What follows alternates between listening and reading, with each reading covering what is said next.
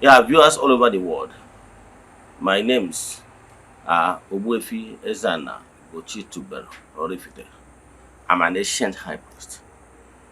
Yes, I'm onye isi nchụaja n'Ugochitubelu na temple. Bụrụkwazi onye isi nchụaja n'ọdịnala Restoration Evangelical Mission. O nwere ihe nji maka ya wee bịa n'ụbọchị taa ka a rịghachi ya. Yes, n'oge program I kpọrọ Philosophy and Life. Philosophy and Life bụ oge anyị ji akọwa ihe na-eme na ndụ ya na amamihe nke ụwa. Ọnya bụ oge ka anyị bịara. However, maka ndị amara ọnụ, I'm a Nollywood registered director.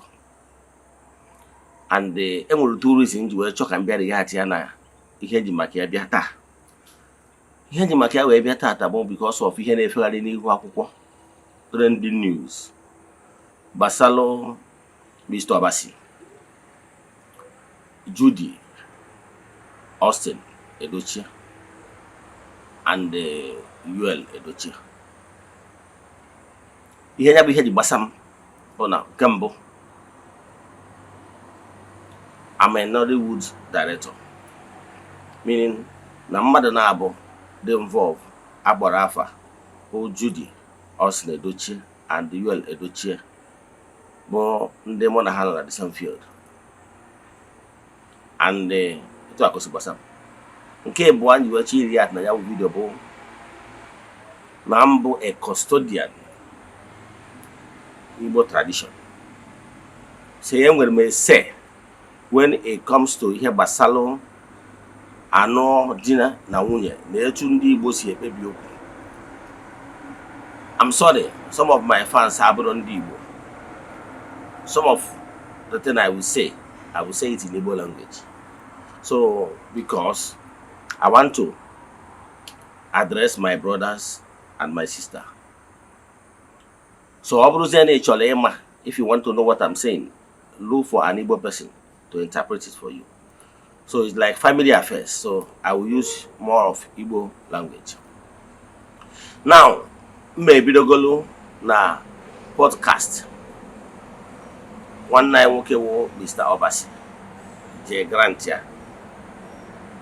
Maybe don't ihe ndị okwuru na ya. Nyekwasị ndụmọdụ. Abịara m ebe a ka m condemn anybody, but onye emere ihe o kwesịrị ime mmenye ndụmọdụ. One Igbo adage says, and I quote, no Kenya adị anọ n'ụlọ ewu amụọ n'ọgbụrị.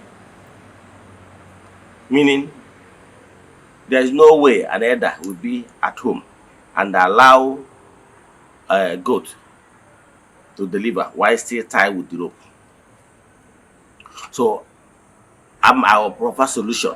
Anya ndụmọdụ etu a ga-esi wee mee. Nke mbụ, Mr Obasi,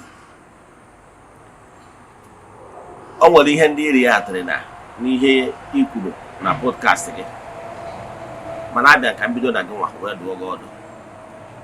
Nke mbụ, n'ala Igbo, nwoke chọọ ịlụ nwaanyị, ofu onye anara anụ nwaanyị. Mgbe ị gara nụọ Judy Austin Mogalụ, ekwuru igwu isi ya a na-akpọ bride price, mee ihe kwesịrị ime n'usoro Igbo tradition. And the marriage begins mgbe nwoke kwuru mere ụgwọ isi nwaanyị ya akpọ bride price, and the marriage ya end kwanụ mgbe ọ bụla onye anwa receive bride price ya back. Based on ihe kwuru na interview, ekwuru na alụmdi na nwunye gị na Judy ended na 2012,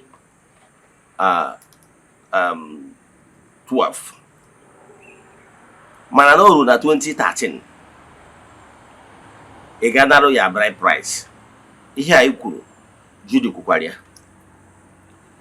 And na before nwanne anyị nwoke UL Edochie bịa nụọ ya, nụọ Judy, na marriage gị na Judy endigo,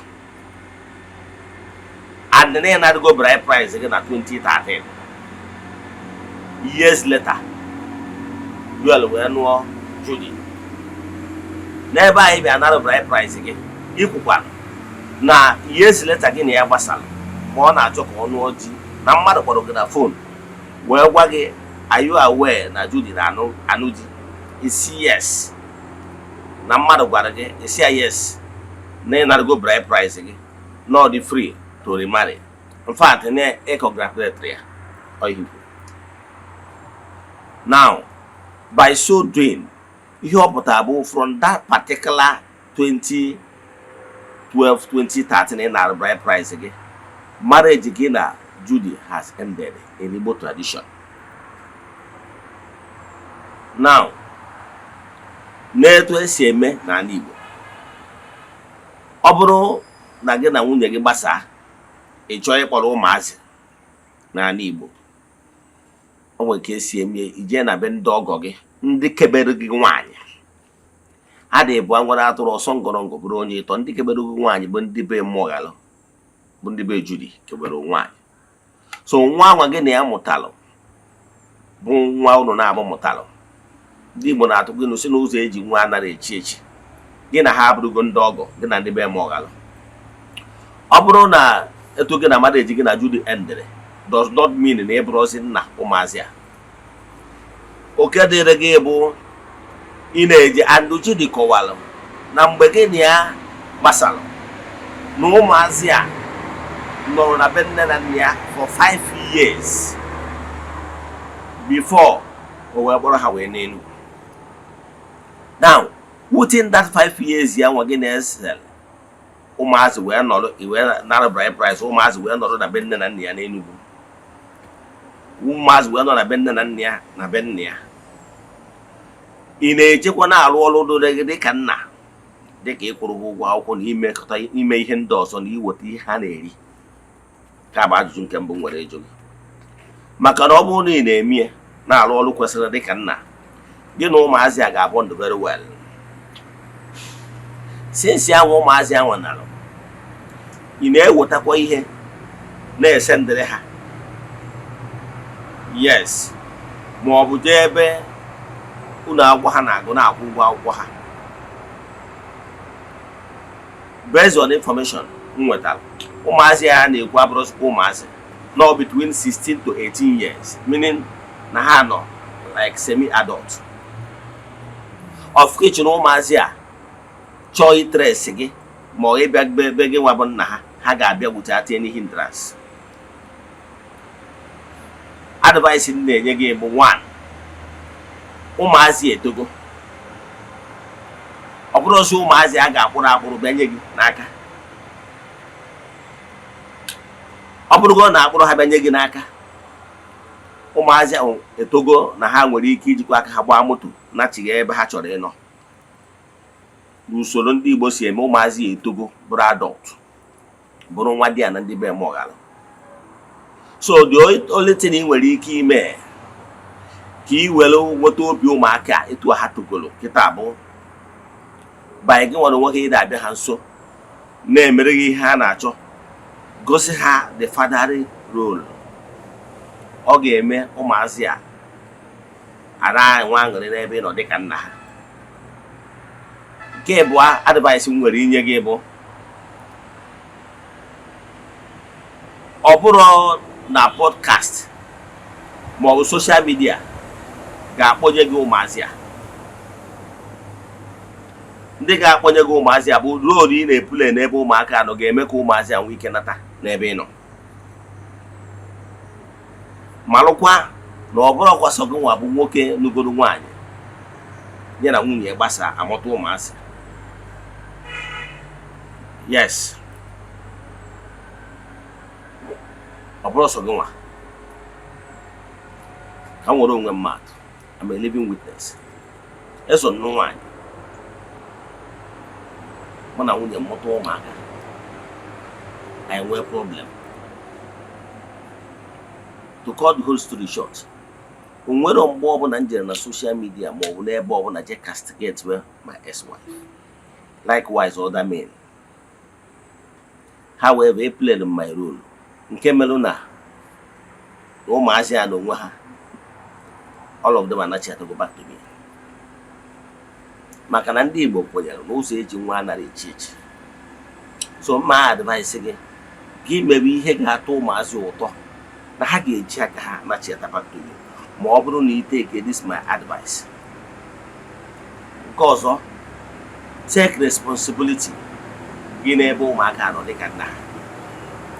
Ọ bụrụ na ibido mebe ihe gosi na ị chọrọ ka ị kpọrọ ụmụazị a, gosi na ị chọrọ play fatherly role n'ebe ha nọ, I can assure you na ụmụazị a ga-anachikatara gị.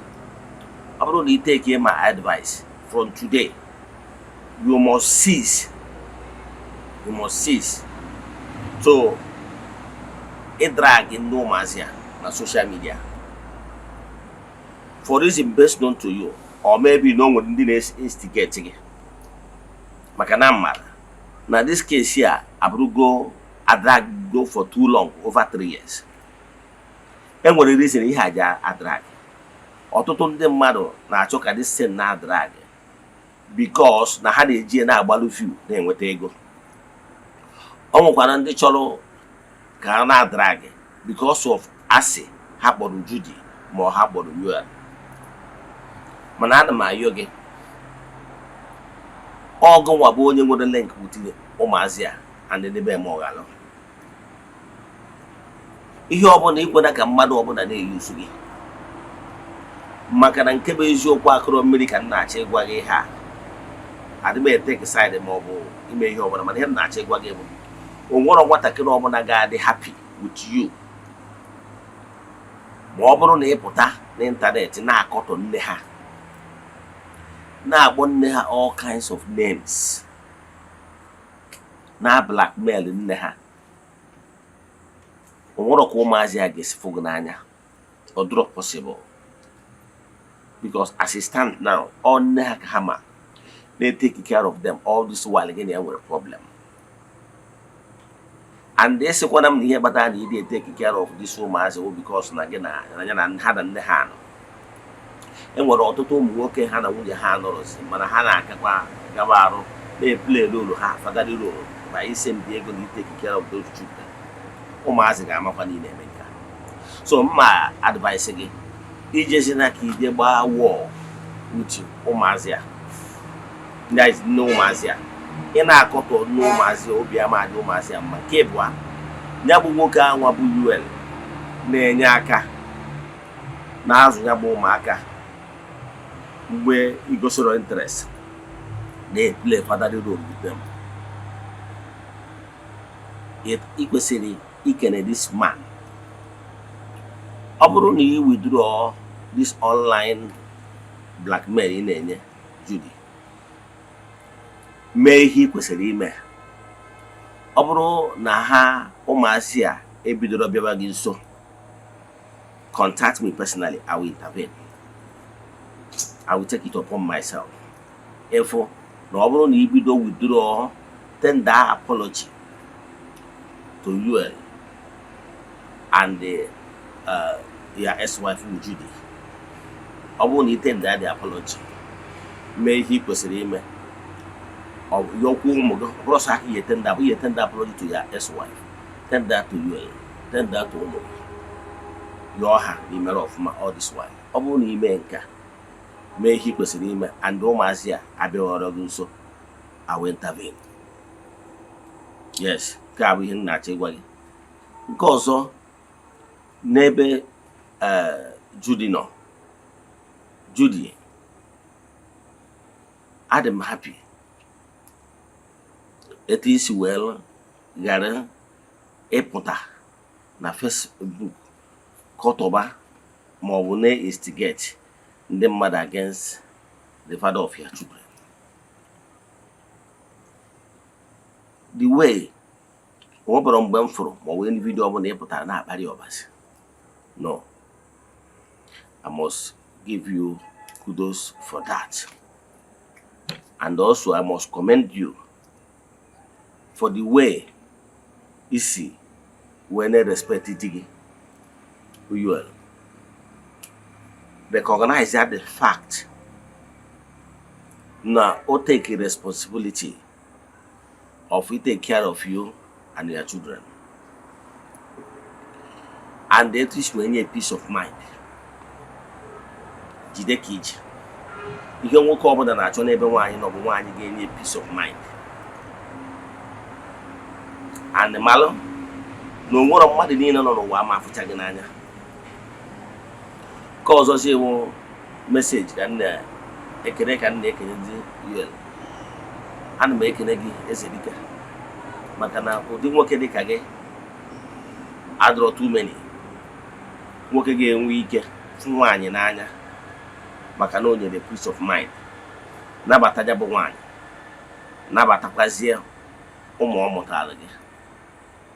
mụtara gị, nabatakwazie ụmụ ọ mụtara na nwoke ọzọ, na-take care of all of them. Na man you be because na-ema na nwaanyị a na-erubere gị isi, na-worship ya ground ịnọ dịka di ya. And despite ihe ndị mmadụ na-achọ ime is no, and grow with this woman with so much respect na ebe ịnọ na man you be. So isi ike Ezedike Nteje, my love for you has increased for the simple reason na etu isi wee kwụrụ like a man. Mkpọrọ ka shaking ọ bụ unnecessary hatred ndị mmadụ push gị aside. Ọtụtụ isi mmadụ ịzụ nwa onye ọzọ. Isi ike Chukwu okike pụrụ ime ihe niile ga-agọzi gị. Then for ndị na-atakụlụ audience, ndị ọzọ na-atakụlụ UL, I can tell you, nwoke ọbụla bụ onye Afrịka nwere right ịnụ nwaanyị onye sọrọ ya nọ. Yes, enwere necessity nwere ike ime na nwoke lụgburu ofu nwaanyị mechaa n'idibie ọnụọ nwaanyị nke pụa. For any reason, ị na-atakụrụ ya, ị na-eme mistake because ị ghọtara how things work. Gịnị ka m na-ekwu maka ya? Ezedike ekene ụnụ ụmụ nwaanyị ndị na-atakụrụ Judy. Mmadụ one n'ime ụnụ nwere ike ịsị na ụnụ anyị bụrụ a married man, ma ọ bụ na ọ bụrụ married man nyere gị aka wee si etie ọp. Nwoke nụrụ nwaanyị for any reason best known to him nwere right ịnụ the second wife. Ọ dị allow asị onye Igbo. Then ka m kwụsị ebe a. Tụsaa this message ka olu ndị mkpọrọ afa ntị. Nalụnụ na-anyịkwazi ndị ọzọ ka hapụ this family, let them have peace. Onye chọrọ advice Obasi, advice ya na the right thing. O nwere uru anyị nwetara na isi ka instigate be ka this war continue. Although necessary, it's not for the benefit of the parties involved. Ka kwụsị ebe a. Ka Chukwu okike pụrụ ime ihe na-egozi unu niile. Daalụ.